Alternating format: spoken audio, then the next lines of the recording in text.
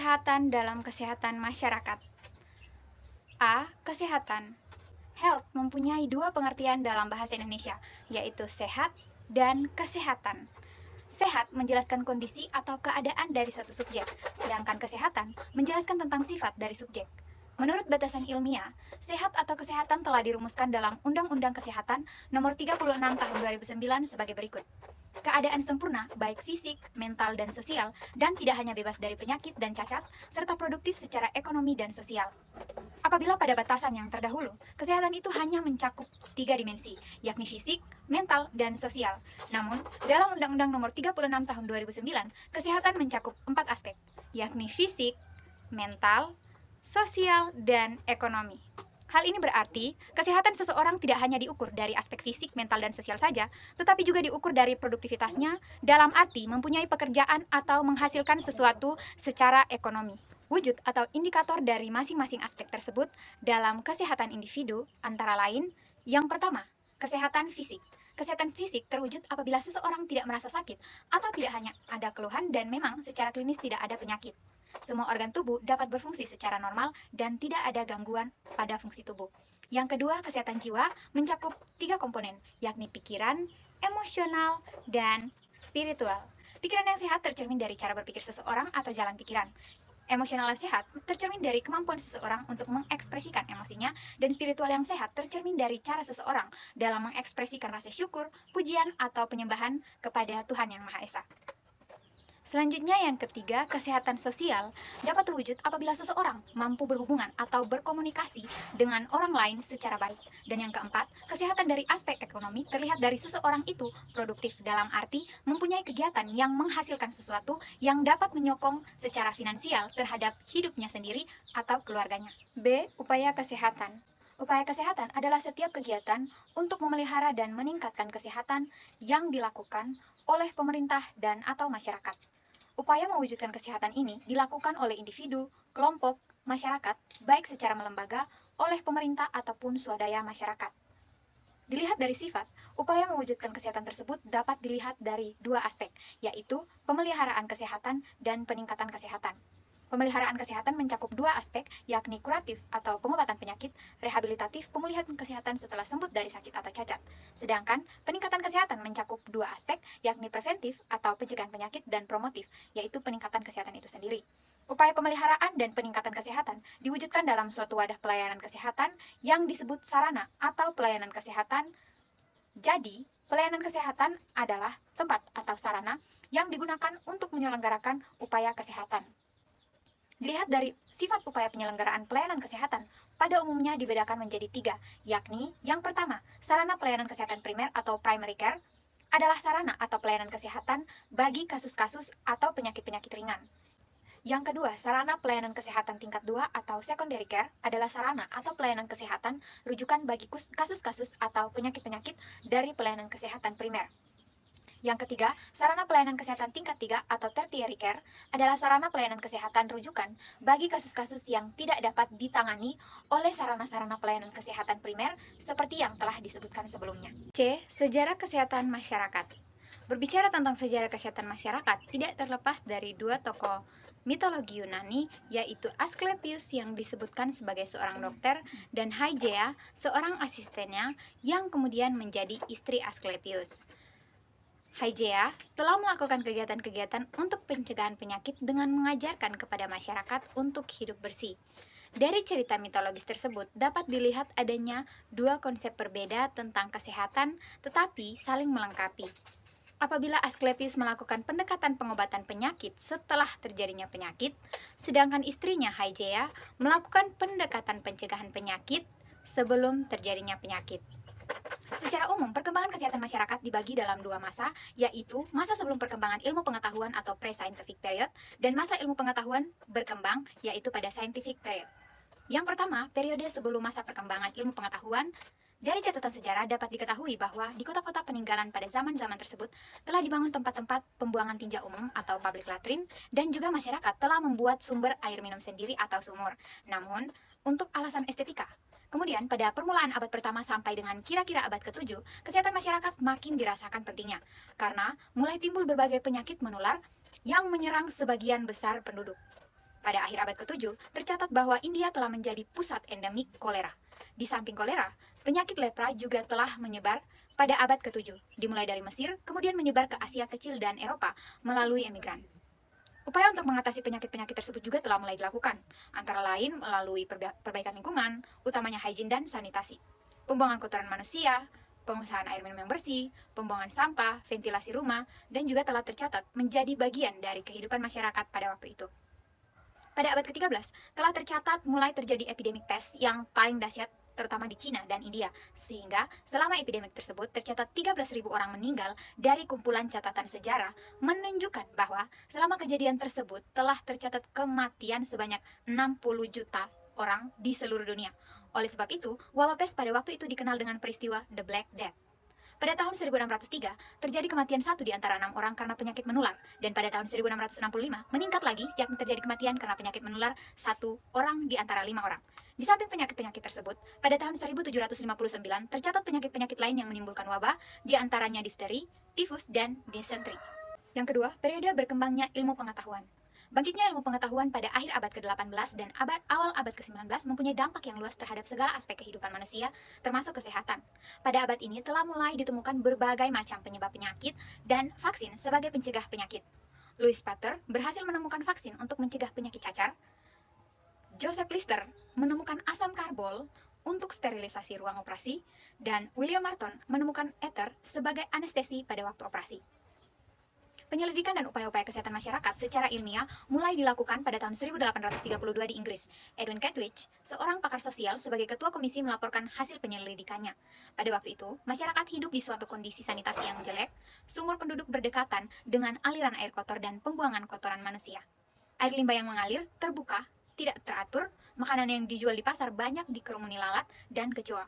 Berdasarkan hasil laporan ini, akhirnya Parlemen Inggris mengeluarkan undang-undang yang isinya mengatur upaya-upaya peningkatan kesehatan penduduk, termasuk sanitasi tempat kerja, pabrik, dan sebagainya. Pada tahun 1848, John Simon diangkat oleh pemerintah Inggris untuk menangani masalah-masalah kesehatan penduduk atau masyarakat. Pada akhir abad ke-19 dan awal abad ke-20, mulai dikembangkan pendidikan untuk tenaga kesehatan masyarakat profesional. Pada tahun 1983, John Hopkins, seorang pedagang whisky dari Baltimore, Amerika, mempelopori berdirinya universitas yang di dalamnya terdapat sekolah atau fakultas kedokteran dengan salah satu departemennya adalah Departemen Kesehatan Masyarakat atau Public Health. Pada tahun 1908, sekolah kedokteran mulai menyebar ke Eropa, Kanada, dan sebagainya. Dari kurikulum sekolah-sekolah kedokteran tersebut, terlihat bahwa kesehatan masyarakat sudah mendapat perhatian yang cukup. Dari segi pelayanan kesehatan masyarakat, pada tahun 1855, pemerintah Amerika Serikat telah membentuk Departemen Kesehatan yang pertama kali. Fungsi departemen ini adalah menyelenggarakan pelayanan kesehatan bagi penduduk, termasuk perbaikan dan pengawasan sanitasi lingkungan. Pada tahun 1972, diadakan pertemuan orang-orang yang mempunyai perhatian terhadap kesehatan masyarakat, baik dari universitas maupun dari pemerintah atau Departemen Kesehatan di kota New York. Pertemuan tersebut menghasilkan Asosiasi Kesehatan Masyarakat Amerika atau American Public Health Association. D. Kesehatan masyarakat di Indonesia. Sejarah kesehatan masyarakat di Indonesia dimulai sejak zaman penjajahan Belanda pada abad ke-19. Pada tahun 1807, pada waktu Gubernur Jenderal Daendels, telah dilakukan pelatihan dukun bayi dalam praktik persalinan. Upaya ini dilakukan dalam rangka upaya penurunan angka kematian bayi yang tinggi pada waktu itu. Walaupun sempat terhenti, namun terus dilanjutkan sehingga pada tahun 1952 upaya ini ditingkatkan dengan diadakannya pelatihan-pelatihan dukun bayi yang lebih intensif.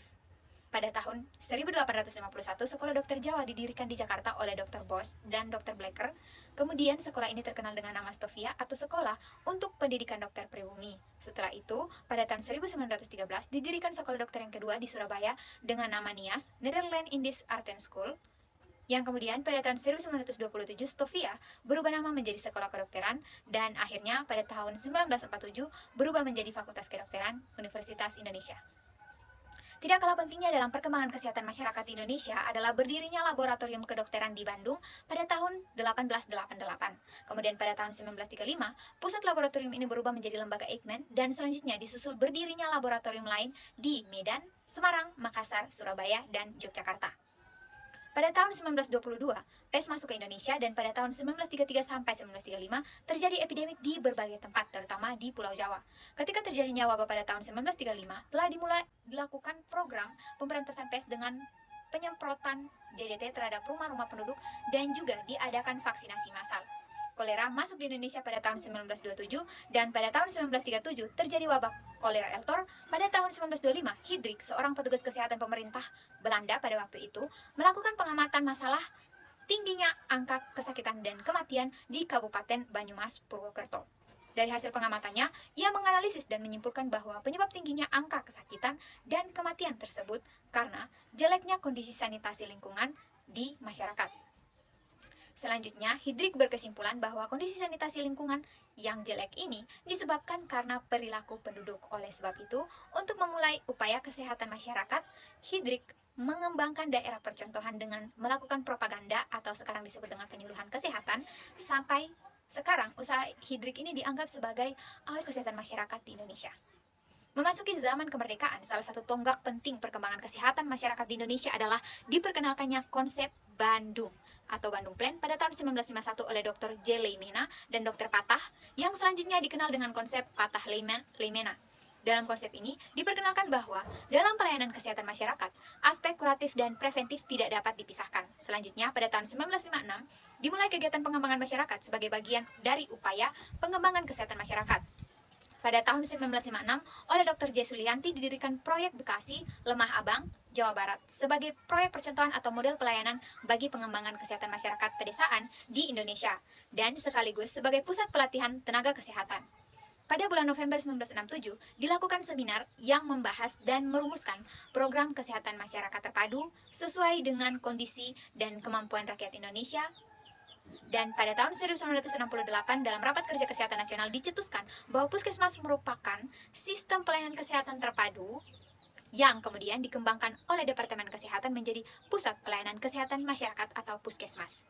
Kegiatan pokok pada awalnya hanya 5, disebut Basic 5 Health Service, kemudian berkembang menjadi Basic 7 Health Service, dan berkembang lagi sampai tahun 1990-an menjadi 13 usaha pokok. Pada tahun 1969, sistem puskesmas disepakati hanya 2 tipe saja, yakni tipe A dan tipe B. Tipe A dikelola oleh dokter, sedangkan tipe B hanya dikelola oleh seorang paramedis. Dengan adanya perkembangan tenaga medis, maka akhirnya pada tahun 1979 tidak diadakan perbedaan puskesmas tipe A dan tipe B, hanya ada satu tipe puskesmas saja yang dikepalai oleh seorang dokter. Pada tahun 1979 juga dikembangkan satu piranti manajerial guna penilaian puskesmas yang disebut stratifikasi puskesmas. Berdasarkan penilaian tersebut, maka dibedakan adanya 3 strata atau kategori puskesmas, yaitu strata 1, puskesmas dengan prestasi sangat baik, strata 2, puskesmas dengan prestasi rata-rata atau standar, dan strata 3, puskesmas dengan prestasi di bawah rata-rata. E. Promosi kesehatan dan kesehatan masyarakat.